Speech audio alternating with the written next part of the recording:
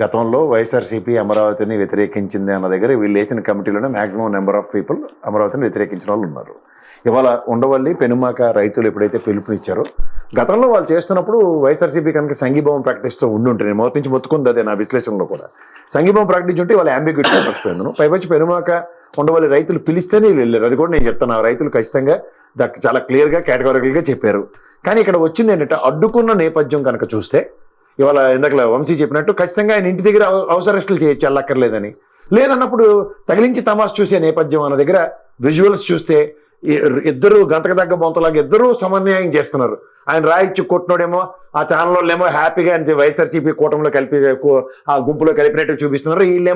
వాళ్ళేమో నారా లోకేష్ గారితో ఉన్న ఫోటోలు ఇవన్నీ చూపిస్తున్నారు, ఆ వ్యక్తులకు సంబంధించిన ఆ పెద్ద ఆయన నేను, ఆ కుర్రాన్ని నేను. సో ఇవన్నీ అందరం చూస్తున్నాం సోషల్ మీడియాలో. ఇవాళ ఎవరు చెప్పాలి పారదర్శకంగా?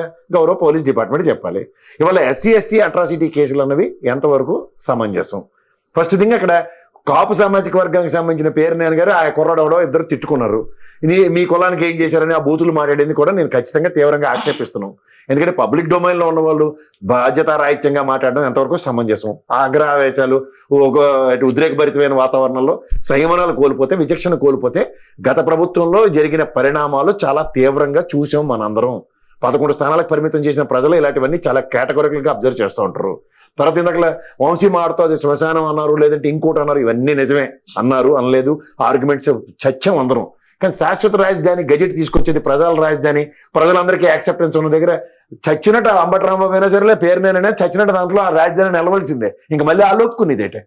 ఇప్పుడు అది ఒప్పుకుంటాను కనుక శాశ్వత రాజధాని కాదా అని ఆర్గ్యుమెంట్ తప్పని చెప్తాను. ఎందుకంటే ఇవాళ పీపుల్స్ క్యాపిటల్ రాష్ట్రానికి రాజధాని కింద దాన్ని అమరావతిని ఇచ్చిన తర్వాత నాకైనా మీకైనా ఎవరికైనా హక్కు ఉండాలి. ఇవాళ అమరావతికి వస్తావా, వచ్చి ఛాలెంజ్ చేస్తున్నాను, వీడియో చేయాలని మీరు నన్ను ఛాలెంజ్ చేయక్కర్లేదు.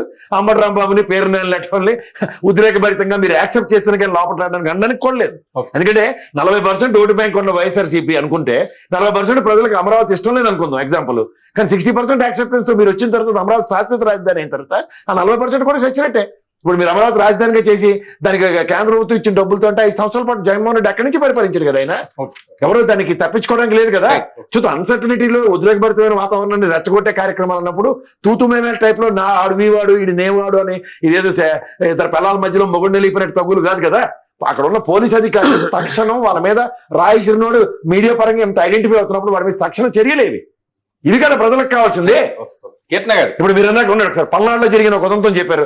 ఎవరు మన బుద్ధ వెంకన్న గారిదిను ఆయన ఎవరు బోండబాబు గారు వెళ్ళారు. నిజంగా అక్కడ వ్యక్తిగతంగా అతను డిప్యూటీ చైర్మన్ కేటగిరీలో ఉన్న వ్యక్తి కిషోర్ అన్న వ్యక్తి దాడి చేశాడు. ఆ దాడి చేసినప్పుడు మీరు పోలీస్ కంప్లైంట్ లో మీ ప్రభుత్వం వచ్చిన తర్వాత అతను లోపడేశారు కదా. సైనికపూర్లో దొరికాడు కదా కేజీ మాంసం కొట్టు. ఇవన్నీ తెలిసిన పరిణామాలే కదా. చట్టం ముందు ఎవడు ఎక్కడ తప్పించుకోలేడు కదా. కేజీ మాంసం కాన్సెప్ట్ తెలియదు మీకు? భరణి అవుతున్నట్టు ఇష్టమే తెలుసు. తప్పించుకున్న వాడు దంగుడి చెమతి అంటే కుదరదు కదా. ఎంత వేడిగా ఉన్నా మీరు సల్లారుస్తారు. లేకపోతే ఒకటండి, ప్రభుత్వం మారినా ప్రభుత్వం మారకపోయినా శిక్షలు తప్పవు. అంచేత కోతి పనులు చేసే సైనికుల రూపంలో ఉన్న తెలుగుదేశం అయినా జనసేన అయినా ముఖ్యంగా వైఎస్ఆర్సీపీ అయినా మీరైతే తప్పించుకోలేరు. కర్మగాలి ఈ ప్రభుత్వం రిపీట్ అయింది అనుకోండి, ఈ బాధలు మీకు తప్పవు. కర్మగాల ప్రభుత్వం వస్తే ఇప్పుడు చూడు, కీర్తనమ్మ నేను జుట్లు పీక్కున్న పంచాయతీలు ఎన్నో ఉండి అరుణమ్మాయి అందరూ ఏది ద్వారంపూడి చంద్రశేఖర్ దగ్గర ఏడు చేశారు 2 సంవత్సరాలు ప్రభుత్వం. ఏడు చేశారు చెప్పాలండి. ఊరికే పంచాయతీలు అక్కడికి వచ్చి అమ్మ గోలగోల, నేనేమో అలా కదమ్మా ఇలాగ నేను చెప్పుకుని సావడం, ఇదే వంశీ మధ్యలో వచ్చి చూస్తారు కదా అని వెండితెర మీద అంటే 2 సంవత్సరాలు గోపెట్లో ఉన్నారండి ఎవరు నాయకులు. దెబ్బలు తినదు జన సైనికులు. 6 పట్ల మీ నాయకుడు నిలబడ్డాడంటే ఇప్పటికి కూడా అపదపజప స్టోరీయే. అంచేత సంయమనాలు విచక్షణలో కోల్పోతున్న కార్యకర్తలకి అభ్యర్థన ఏంటంటే ప్లీజ్ సెన్సిటివ్ లైన్స్ ని దాటకండి. సరే అలాగే చేద్దాం సార్. ఓకే.